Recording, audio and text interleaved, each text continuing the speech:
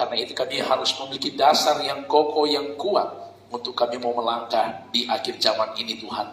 Terima kasih, dan biarlah firman-Mu yang akan kami dengar akan memberkati kami semua, mahasiswa-mahasiswa yang ada, untuk kami semakin kokoh berdiri, tidak mudah goncang dalam menghadapi apapun. Demi nama Yesus kami berdoa, sambut firman Tuhan. Amin. Shalom. Oke, puji Tuhan. Teman-teman sekalian, adik-adik yang diberkati Tuhan, saya berharap kita semua mempergunakan waktu ini yang sebaik-baiknya. Maksudnya ketika kita ambil waktu ada di sini untuk boleh bersama-sama, kita ambil waktu, buka hati, agar apa yang kita agar waktu yang Tuhan berikan atau kairos yang terbaik ini yang Tuhan berikan buat kita meninggalkan mungkin sementara kuliah, dan kita boleh ada di tempat ini untuk betul-betul mau mendengarkan firman Tuhan, kebenaran yang akan membawa kita untuk lebih mengerti tentang arti hidup ini, terlebih arti kehidupan kita, bahwa kita ini memiliki masa depan yang indah yang Tuhan percayakan buat kita. Oke. Nah, teman-teman semua, adik-adik sekalian diberkati Tuhan, hari ini saya mau bicara tentang generasi muda atau kita generasi muda, ya.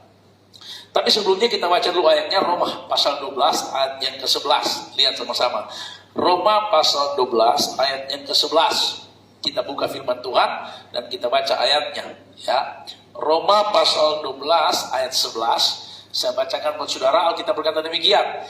Janganlah hendaknya kerajinanmu kendor, biarlah rohmu menyala-nyala dan layanilah Tuhan. Saya bacakan lagi. Janganlah hendaknya kerajinanmu kendor, biarlah rohmu menyala-nyala dan layanilah Tuhan. Coba Anda lihat di kata rohmu. Anda bisa lihat?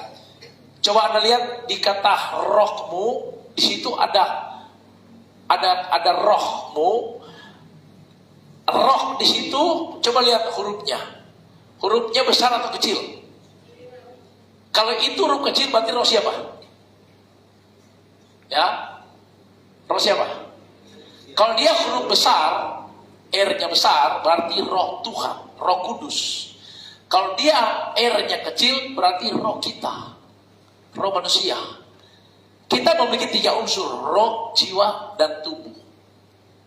Perhatikan, ya. Roh, jiwa, dan tubuh. Iblis menyerang saudara itu di mana? Di jiwa. Apa itu jiwa? Pikiran, perasaan, memori, ingatan.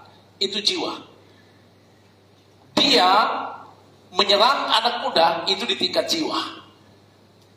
Adik-adik sekalian, kami penginjil jalanan atau Raja Wali Tim, kami senantiasa sekarang sedang melayani dengan izin dari Polda dan izin dari departemen dinas pendidikan untuk melayani semua sekolah-sekolah yang ada di Sulawesi Utara, SMP dan SMA.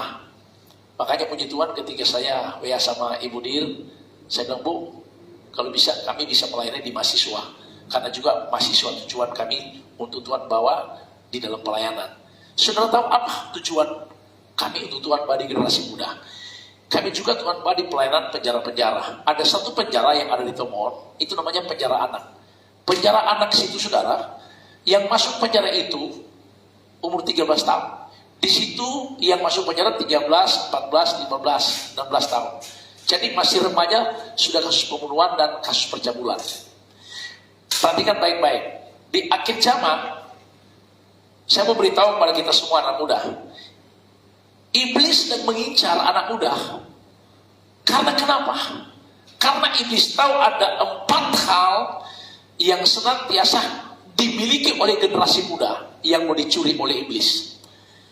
Jadi ada 4 hal penting yang harus kita tahu, yang kita miliki, itu yang mau dicuri oleh iblis. Karena itu di akhir zaman iblis akan berusaha untuk mempengaruhi generasi muda agar mereka terjebak, terpengaruh. Berapa banyak mahasiswa-mahasiswa kuliah baik-baik putus di tengah jalan. Nyenak lagi lulus, so pulang kampung, kemah, so cilaka. Cilaka di mana? Di tempat kos. Apa yang luka? Bukan luka, bangka. Saudara. Dan itu adalah kasus-kasus yang banyak terjadi. Tidak sampai lulus sudah celaka. Generasi muda di zaman ada 4 hal yang penting yang perlu kita miliki, karena inilah yang mau dicuri oleh iblis. Nah, saya diberi waktu 45 menit. Ya, berarti 45 menit itu berarti 10 menit satu hal, 20 menit 2 hal, 30 menit 3 hal. Berarti pas 45 menit, kesimpulannya 5 menit, 45 menit. Ya kan? Pas gitu. Oke, mari kita buka firman Tuhan sama-sama. Lihat, Amsal 23 ayat 18. Inilah yang ada pada kita yang mau dicuri oleh iblis. Amsal 23 ayat 18. Coba lihat. Amsal 23 ayat 18. Ayat 18. Bisa buka sini enggak? Kalau tidak ada langsung dibaca. Amsal 23 ayat 18. Bisa satu orang berdiri membaca? Teman-teman sekalian, adik sekalian, bagaimana kalau kita bebas aja, relax, jangan terlalu kaku, saudara ya. Kalau kaku begini nanti malaikat semua lari. Ya, bebas saja. Kita kalau ibadah mari bebas, saudara, jangan terlalu kaku. Kita diajar Tuhan untuk merdeka, bebas, memuji Tuhan, menyembah. Ibadah jangan terlalu kaku, ya kan? Karena Tuhan kita hidup, saudara ya. Dia hidup. Ya, oke. Kalau sudah dapat tolong dibaca. Amsal 23 ayat 18. Saya minta tolong baca kalau sudah dapat. Amsal 23 langsung dibaca. Mari mahasiswa yang mantap-mantap, ganteng-ganteng, cantik-cantik, bangkitkan semangat saudara, karena engkau adalah generasi yang luar biasa. Ayat 20, Amsal 23 ayat 18 langsung dibaca. Amsal 23 ayat 18. Karena masa depan sungguh ada dan harapanmu tidak akan hilang. Bilang kiri kanan, masa depanmu sungguh ada. Bilang, tidak akan hilang. Keras-keras. Masa depanmu sungguh ada, tidak akan hilang. Saudara perhatikan baik-baik. Masa depan kita ini sungguh ada, kata Tuhan. Tetapi iblis mau curi bikin tidak ada. Apa itu masa depan? Tujuanmu, cita-citamu. Tetapi yang terpenting itu adalah kita memiliki status dulu yang benar. Status kita itu, Alkitab katakan sesungguhnya engkau bukan lagi orang asing dan pendatang, tapi telah menjadi warga surga yang telah memiliki tanda dari surga, memiliki meterai dari surga. 2 Timotius 2 ayat 19 berkata, sesungguhnya meterai yang teguh itu adalah Tuhan mengenal siapa kepunyaannya. Jadi yang terpenting dalam kita anak muda adalah, walaupun kita memang sudah memiliki gelar yang luar biasa, sudah punya jabatan ke depan nanti yang luar biasa, tapi kalau kita tidak punya tanda dari surga, itu semua sia-sia. Tapi yang paling penting di sini adalah kita diingatkan bahwa kita mempunyai masa depan yang Tuhan persiapkan dan itu tidak akan hilang. Yang pertama adalah miliki dulu status yang benar, identitas yang benar. Yesus datang ke dalam dunia ini, dia telah melakukan 4 perkara besar. Perkara yang pertama, dia harus lahir dari dalam hidup kita. Dia lahir di dunia ini untuk datang mengembalikan apa yang hilang dalam hidup kita. Kejatuhan manusia di Taman Eden membuat manusia kehilangan status, kehilangan identitas. Kejadian 1 dan 2 sebetulnya Alkitab katakan Tuhan ciptakan manusia memiliki roh, jiwa dan tubuh, umurnya kekal selama-lamanya, statusnya jelas, mereka telanjang tidak merasa malu karena mereka dibungkus oleh kemuliaan. Tetapi kejadian 3 jam dalam dosa, manusia terputus hubungan dengan surga, hilang kemuliaan, hilang status, hidup tidak jelas. Yesus datang, Lukas 2 ayat 8-10 berkata, jangan kamu takut sebab ada kesukaan besar bagimu. Yesus datang mengembalikan status kita. Dia datang untuk mengangkat kembali derajat kita, mengembalikan status kita yang benar. Di dalam Yesus dosamu diampuni, engkau ditebus dan hidupmu jadi berharga di mata Tuhan. Engkau kembali diberikan status yang benar, bukan orang asing tapi jadi warga surga, anak Tuhan. Katakan amin. Kapan kita jadi anak Tuhan? Saat kita punya tanda dari surga, punya meterai dari surga.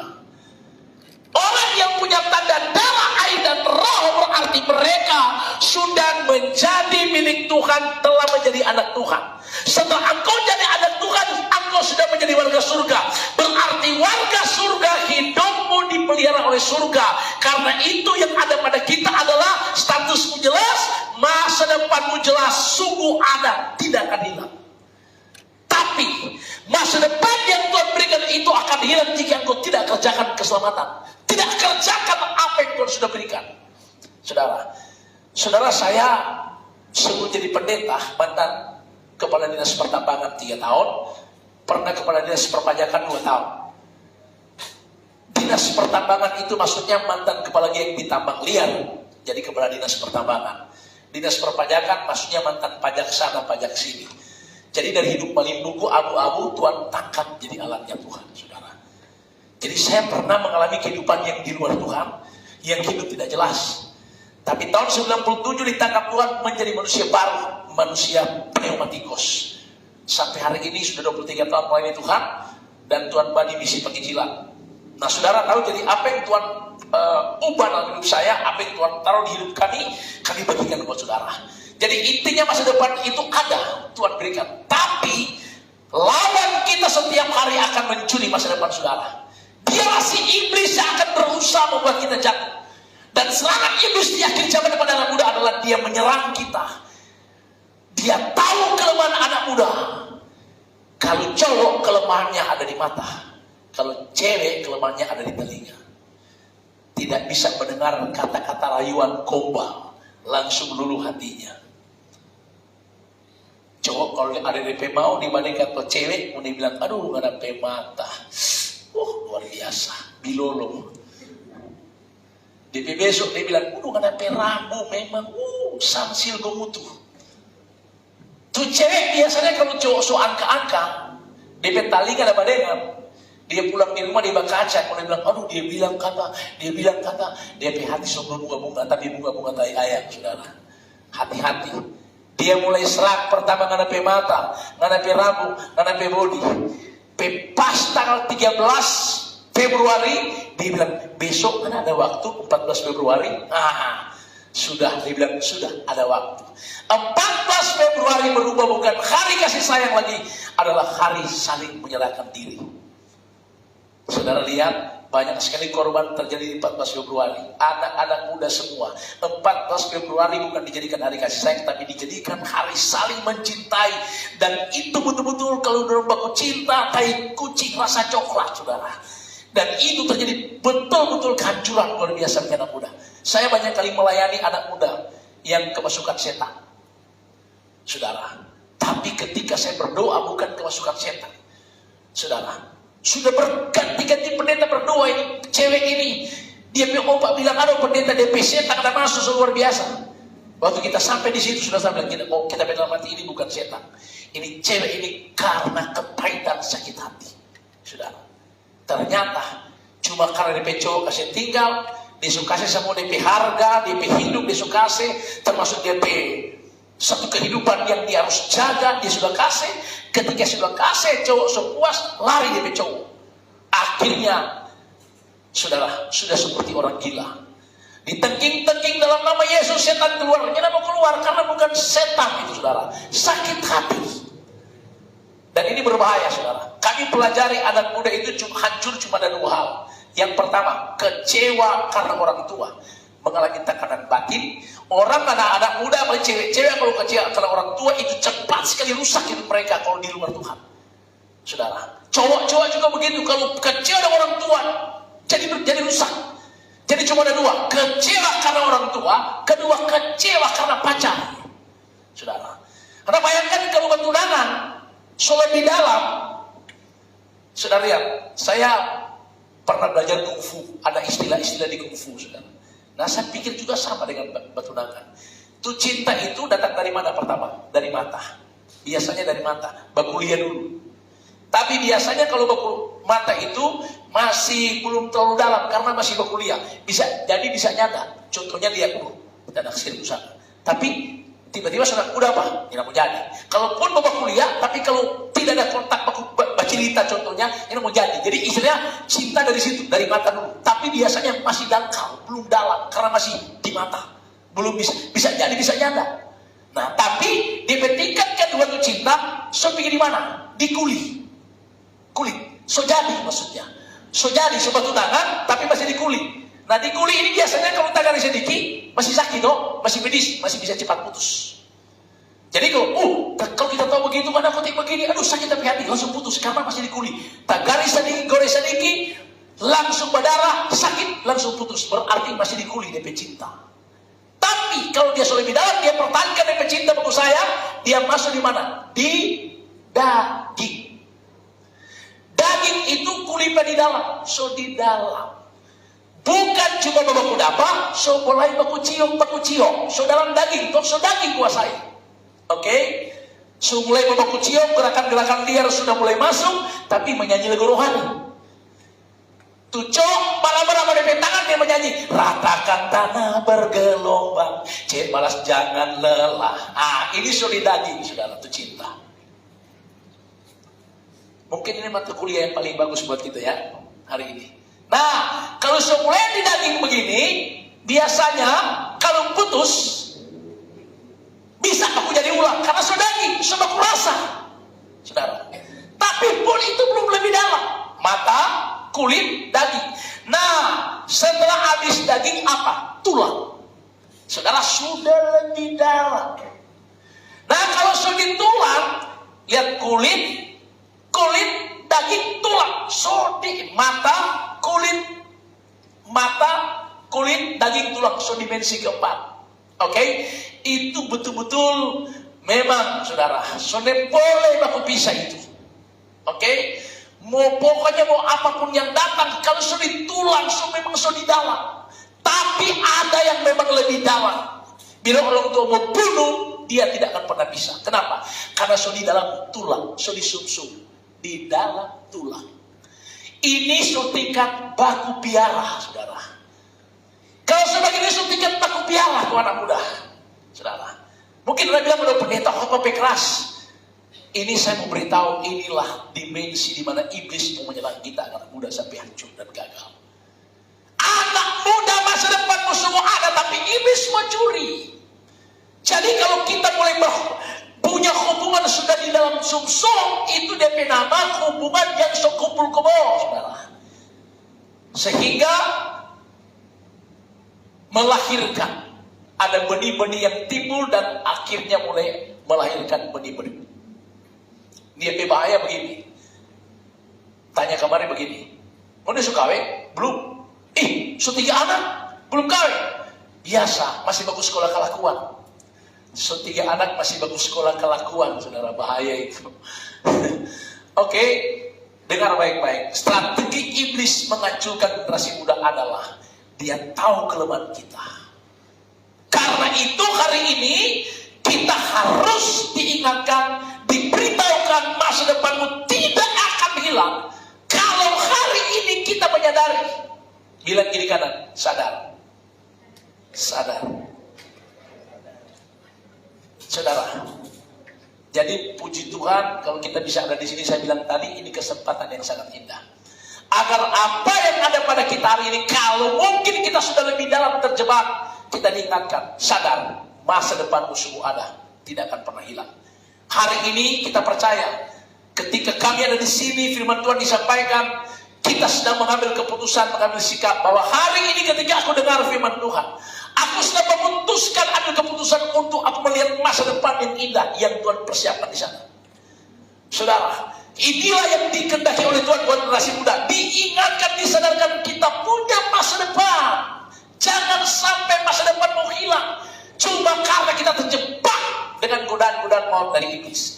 Nah, caranya adalah bangun kekuatan, miliki status agar kita tidak mudah tergoda. Karena kita tidak mungkin kuat untuk menahan godaan dan cobaan kalau kita di luar Tuhan. Tapi kalau kita di dalam Tuhan, kita akan kuat karena kita punya kebenaran. Kalau kita punya kebenaran, maka setiap kita mengalami serangan yang datang dari iblis, Anda bisa bilang ada tertulis. Bukankah ketika Yesus dicobai, dia berkata ada tertulis, ada tertulis. Ada tertulis, itu kebenaran yang kita miliki. Itu membuat kita bisa menang, kita bisa kuat, kita bisa bangun kekuatan, dan kita tidak mudah tergoyahkan, tidak mudah terpengaruh. Karena dalam hidupmu punya kebenaran, ada yang tertulis. Masa depanku semua ada, tidak akan pernah hilang. Aku tahu hari ini pesan surga buatku. Untuk aku diingatkan, disadarkan bahwa aku tahu orang tuaku menyekolahkan aku, membiayai aku dari kampung jauh-jauh untuk aku bisa berhasil dan sukses. Karena itu aku tahu masa depan yang ada ini aku akan pergunakan dengan aku akan bergantung total kepada Tuhan, akan mengandalkan Tuhan, berharap saja pada Yesus. Sampai aku berkata, Tuhan terima kasih ketika aku tahu firman Tuhan ini. Aku tahu aku punya masa depan tidak akan pernah hilang. Iblis tidak akan pernah curi. Karena aku hari ini sadar aku punya masa depan yang luar biasa. Inilah yang perlu kita tahu. Inilah yang harus kita tahu. Poin ini perlu kita ingat. Yang pertama, masa depanmu sungguh ada, tidak pernah hilang. Yang kedua, 1 Yohanes pasal 2 ayat 14. Cepat-cepat baca supaya saya bisa mempergunakan waktu 45 menit. 1 Yohanes pasal 2 ayat 14. Tolong yang baca tadi bisa baca.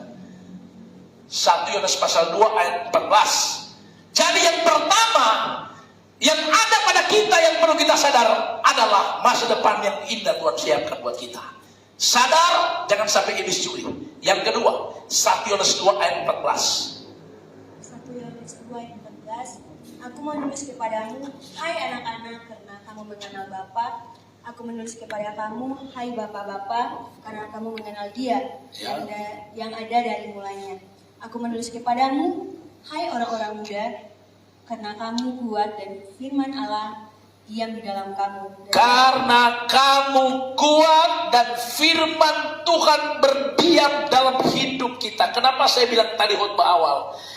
Iblis tahu bahwa generasi muda, generasi yang luar biasa di akhir zaman akan dipakai Tuhan. Dipakai Tuhan bukan saja seperti saya, maksudnya kami sebagai hamba Tuhan. Bukan. Di bidangmu, kecerdasan yang Tuhan berikan buat kita, talenta yang Tuhan buat kita, di situ engkau akan dipakai Tuhan. Dan kita akan berdoa di sebentar nanti supaya di tempat ini ada mahasiswa nanti. Setelah selesai, Anda akan jadi menteri di sini, jadi wali kota di sini, jadi gubernur di sini. DP amin tidak ada. Terlambat. Saudara, apakah kita tidak bisa bercita-cita seperti itu? Kita semua ini milik Tuhan. Masa depan Tuhan siapkan. Ke depan Tuhan memberikan kita yang terbaik. Tapi dari kita dulu memulai. Nah, Alkitab katakan engkau kuat. Kuat. Iblis tahu bahwa generasi muda akan dipakai Tuhan. Karena itu dia menyerang saudara. Tapi hari ini kembali kita diingatkan. Yang ada pada kita pertama masa depan yang indah. Kedua, engkau kuat dalam Tuhan karena ada firman Tuhan dalam hidup kita. Nah, karena itu, saudara, kita bukan saja menjadi orang Kristen, punya golongan A, punya golongan B, yang penting hari Minggu sudah masuk gereja, suntuk batu juga di gereja. Tetapi karena Alkitab katakan engkau kuat, berarti firman itu harus kau hidupi. Harus kau hidupi firman Tuhan itu. Karena iman tanpa perbuatan sia-sia. Apa maksudnya dihidupi? Apa yang ditulis, apa yang kau baca, apa yang kau renungkan, itu harus kau hidupi tiap hari. Contoh saudara, ya, di saat engkau mengalami kelemahan, kekurangan barangkali, firman Tuhan berkata, Allahku akan memenuhi segala kebutuhanku sesuai kekayaan dan kemuliaannya. Jika engkau takut, contohnya, Alkitab katakan, jangan kamu takut sebab aku menyertai engkau. Jangan kamu khawatir, jangan kamu bimbang. Jadi itu kebenaran, itu harus kita hidupi, harus kita hidupi dalam hidup kita. Kita harus bilang, Tuhan aku tahu, aku anak Tuhan. Aku tidak perlu takut, tidak perlu khawatir.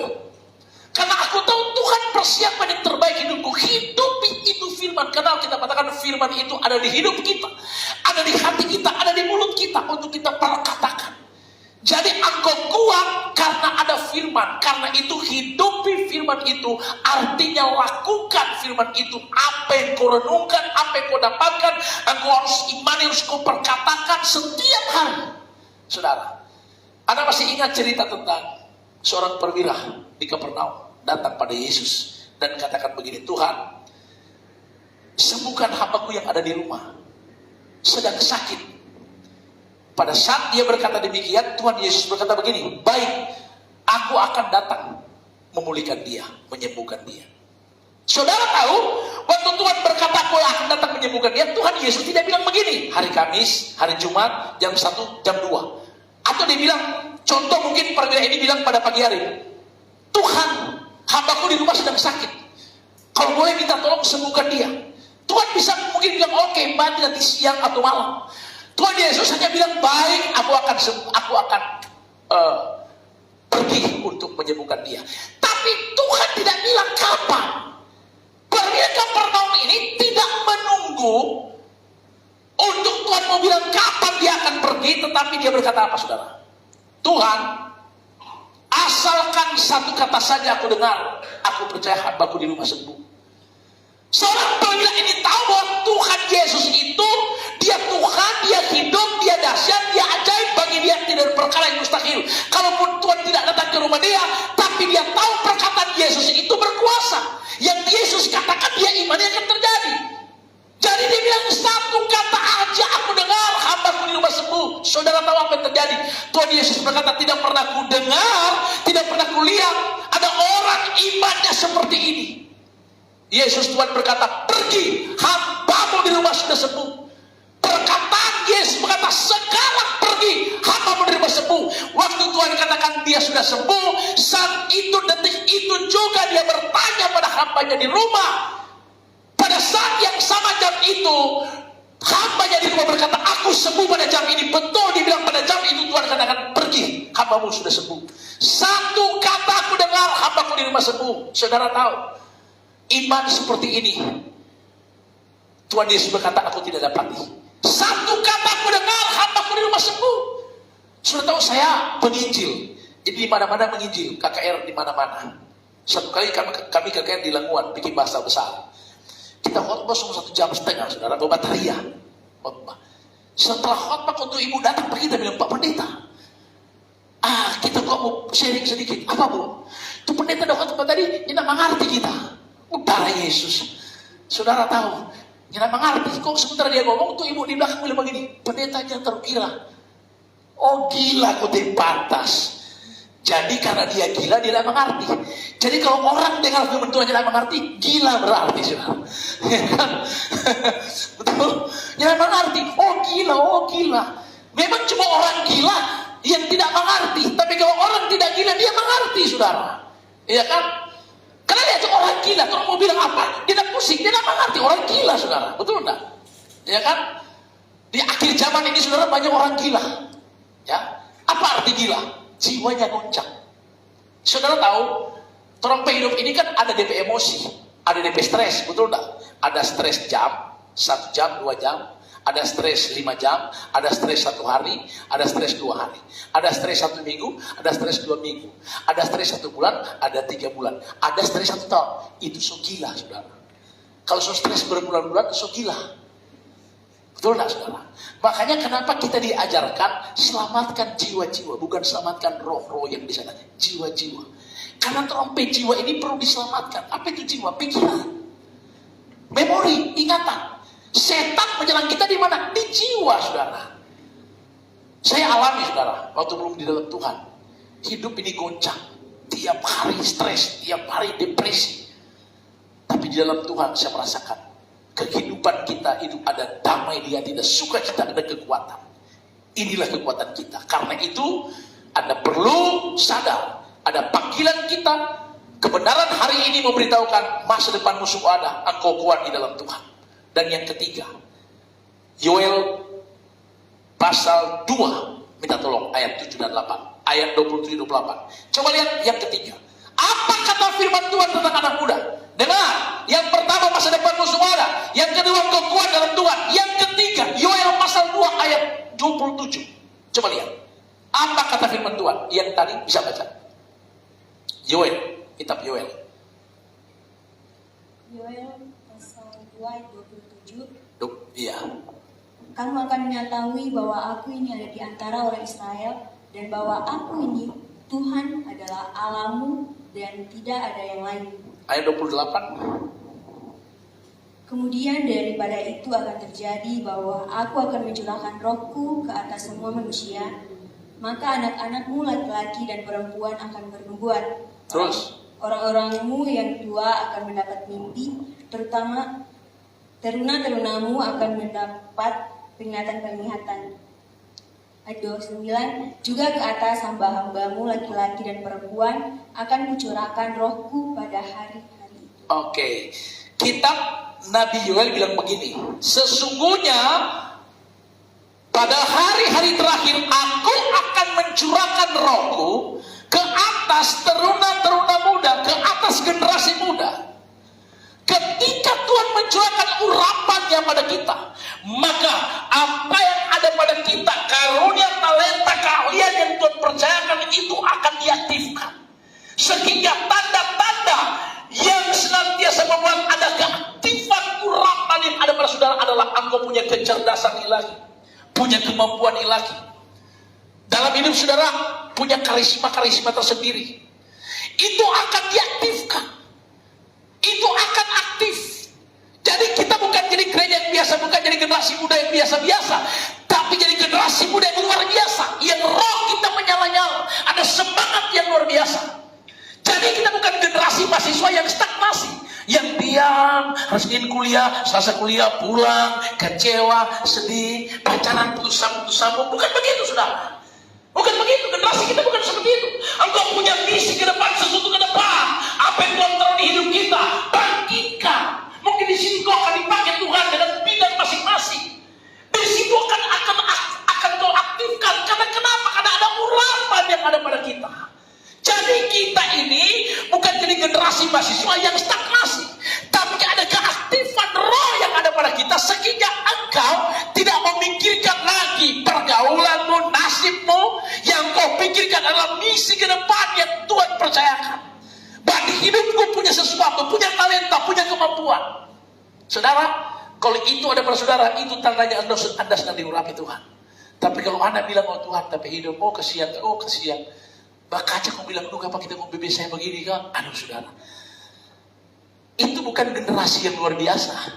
Generasi sayang diri, pamalu, nentau diri. Nah, kalau saya nentau diri itu bahaya saudara, ya kan? Bukan itu saudara. Generasi kita bukan generasi yang loyo, bukan saudara. Tapi generasi yang mau bangkit, ya, generasi yang berani. Karena kenapa? Karena kita diurapi Tuhan. Inilah yang harus kita tahu. Ini mau dicuri oleh iblis. Jadi dalam hidup kita punya potensi ilahi yang Tuhan taruh. Potensi ilahi itu sudah kau dapatkan ketika engkau ada di rahim ibumu. Tuhan telah bentuk. Dia telah menaruh hidup kita dengan karunia dan talenta-talenta. Tapi itu mati karena iblis yang bikin mati. Dia bikin kita yang pertama lupa diri. Dia bikin kita mulai tidak sadar diri. Dia bikin kita untuk menjadi generasi yang stagnasi, yang tidak bisa berbuat apa-apa. Tapi hari ini Tuhan mau kita bangkit, karena roh Tuhan ada pada kita, mengurapi kita. Tinggal 15 menit. Ya. Dan yang keempat, coba lihat sama-sama. Apa sih yang Tuhan mau buat kita? Apa kata Tuhan tentang generasi muda? Mazmur 127 ayat 4. Cepat-cepat dibaca. Mazmur 127 ayat 4. Jadi hari ini tangkap pesan firman Tuhan buat kita. Semua mahasiswa Politeknik Negeri Manado, biarlah kebenaran ini mengubah hidup kita, menjadikan kita generasi yang bukan stagnasi, generasi yang bukan diam, tetapi generasi yang mau bangkit, yang menyadari bahwa masa depan musuh ada dan tidak pernah hilang, yang menyadari kau kuat di dalam Tuhan karena punya kebenaran, punya firman Tuhan, yang menyadari bahwa kau diurapi Tuhan, generasi yang mau bangkit akhir zaman. Yang keempat, Mazmur 127 ayat 4. Mazmur 127 ayat 4. Seperti anak-anak panah di tangan pahlawan, demikianlah anak-anak pada masa muda. Alkitab bilang yang keempat, apa kata Tuhan buat generasi muda? Engkau generasi anak panah di tangan pahlawan. Generasi anak panah di tangan pahlawan. Artinya tuh generasi anak panah yang pasti kalau anak panah itu harus tepat sasaran. Yesuslah pahlawan kita. Ketika Anda sudah dipersiapkan Tuhan, engkau akan dilepaskan Tuhan. Anak panah itu kan dilepas, ditarik baru dilepas. Dan waktu dilepas tepat sasaran. Jadi kita punya tujuan, kita punya sasaran yang tepat. Saya percaya hari ini generasi muda, mahasiswa di tempat ini, mari miliki kehidupan yang punya sasaran yang tepat, punya tujuan yang tepat. Kalau istilah kami dalam pelayanan punya misi yang jelas. Saya sering bilang misi surga. Misi pelayanan, misi kami itu adalah penginjilan. Penginjilan itu khusus untuk menjangkau banyak generasi muda. Orang bilang begini, Pak Pendeta, kalau menginjil Tuhan jangan di Sulawesi Utara, karena Sulawesi Utara sudah Kristen semua. Tunggu dulu saudara. Ada 3 jenis manusia di dunia ini. Jenis yang pertama jenis manusia psikikos, sarkikos, dan pneumatikos. Psikikos itu adalah jenis manusia atau jenis orang yang tidak percaya Tuhan. Contoh ateis. Jenis kedua adalah sarkikos. Jenis manusia sarkikos itu adalah orang yang percaya Tuhan, termasuk orang Kristen. Dia tahu firman Tuhan, dia tahu Yesus Tuhan Juru Selamat, tapi yang namanya larangan-larangan dilanggar semua. Dia hantam semua. Itu saya bilang orang Kristen on off. Minggu on, Senin off. Minggu domba setengah jadi, minggu domba Senin jadi kambing. Jadi seperti dombing, saudara. Itu saya bilang kekristenan. Saya dulu begitu. Orang Kristen tapi tidak terkoneksi dengan surga. Kenapa? Karena koneksi itu adalah satu signal yang harus kita miliki. Signal itu bernama damai. Saya 28 tahun tidak pernah hidup dalam damai di dunia preman. Nanti tahun 97 hidup dalam damai karena terkoneksi lewat hidup saya dalam pertobatan. Jadi kekristenan itu bukan berarti kita orang Kristen punya golongan A, punya golongan B, terus kita so benar, so koneksi dengan surga. Tidak, saudara. Tanpa bertobat, tanpa lahir baru, kita tidak mungkin masuk kerajaan surga. Jadi kekristenan itu perlu juga disampaikan firman Tuhan agar selubung dilepas. Jadi kita bukan berbicara golongan, tapi berbicara kebenaran. Agar semua kita tidak ada yang binasa tapi diselamatkan. Jadi saya mau beritahu, karena itu hari ini pesan firman Tuhan bahwa kita adalah generasi anak panah yang punya tujuan tepat sasaran. Bahwa kehidupan kita ini Tuhan janji bukan cuma tinggal di bumi, tapi akan masuk pada kerajaan yang kekal. Tetapi Tuhan bilang, engkau harus kerjakan keselamatan itu. Yang pasti anak panah itu harus tepat sasaran. Untuk jadi anak panah tepat sasaran, yang pertama anak panah itu harus kuat. Harus kuat. Anda bisa bayangkan kalau Anda memegang anak panah, terus anak panah itu lembek seperti ini. Ketika dilepas, larinya seperti ini, saudara. Dia mesti keras, mesti kuat. Besi atau kayu yang keras. Itu yang pertama. Yang kedua, anak panah itu harus lurus, bukan bengkok. Lurus itu bicara ketulusan hati harus ada pada kita. Jadi harus kuat anak panah itu, harus lurus anak panah itu, dan betul-betul fokus tepat sasaran ketika dilepaskan. Yesuslah pahlawan kita yang melepaskan kita tepat pada sasaran. Biarlah ketika engkau ada di tempat ini, kuliah di tempat ini, bukan saja nanti selesai kuliah, tapi nanti kami akan berdoa supaya Anda punya sasaran tepat ke depan. Punya harapan yang luar biasa, harapanmu tidak pernah sia-sia. Karena itu kesimpulannya adalah, marilah generasi muda mahasiswa di tempat ini sadarlah, masa depanmu sungguh ada. Yang kedua, engkau kuat di dalam Tuhan. Yang ketiga, engkau diurapi Tuhan, dan yang keempat, engkau generasi muda, anak panah, generasi anak panah yang siap dilepas di akhir zaman ini. Maka biarlah firman Tuhan ini mengubah hidup kita, sehingga kita tidak akan jadi generasi yang gagal, hancur, yang berjalan di tempat, tapi generasi yang mampu bergerak oleh karena kekuatan firman yang ada pada kita. Tuhan Yesus memberkati kita semua. Beri tepuk tangan yang mulia bagi Tuhan. Haleluya. Mari berdoa. Bapa Surgawi, terima kasih Tuhan. Kami tahu pesan firman Tuhan hari ini datang buat kami semua. Mahasiswa Politeknik Negeri Manado. Kami tahu firman ini datang bagi kami semua. Berapapun kami yang hadir, biar dalam pribadi kami, dalam hidup kami yang kami dapatkan ini, yang kami terima hari ini, maka kami akan impartasikan kepada seluruh teman-teman kami, sehingga seluruh mahasiswa yang ada di Politeknik Negeri Manado akan mengalami perubahan hidup yang luar biasa. Mereka menjadi generasi yang luar biasa, seperti yang Kau sampaikan pada kami pada hari ini Tuhan. Diurapi kami semua. Semua generasi teman-teman mahasiswa, apapun bagian tugasmu di dalam pelayanan, diberkatilah Engkau. Hari ini yang sudah melayani, pemimpin pujian, pemain musik, singers, jeripaimu tidak pernah sia-sia. Terima kasih buat pesan firman-Mu hari ini Tuhan. Kami mengucap syukur. Biarlah kami hari ini, mulai hari ini, hidup kami digenggam oleh tangan Tuhan yang perkasa. Tuhan tidak pernah melepaskan kami. Karya kasih-Mu nyata menyertai kami Tuhan. Terpuji-puji nama Tuhan. Demi nama Yesus kami berdoa bersyukur atas firman Tuhan. Haleluya. Yang